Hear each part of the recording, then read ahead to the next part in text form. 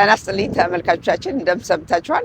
ዛሬ ደግሞ በጣም ደስ የሚል የምስራች ይዤላችሁ ነው የቀረብኩት። ይህም የፕሮፐርቲ ማኔጅመንት ቢሮ ከፍቻለሁ።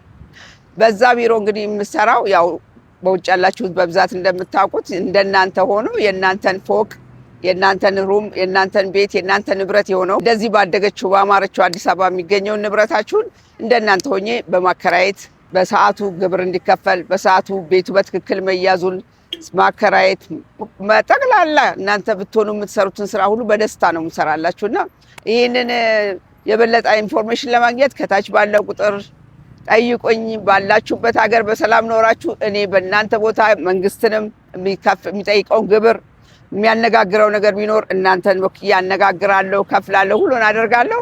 ከታች ባለው ስልክ ቁጥር እንድትደውሉልኝና እንድንነጋገር ስነግራችሁ በጣም ደስ እያለኝ ነው። በሙሉ ልብ በታማኝነት በፍቅር እንደማገለግላችሁ ገልጽላችኋለሁ። መልካም የስራ ዘመን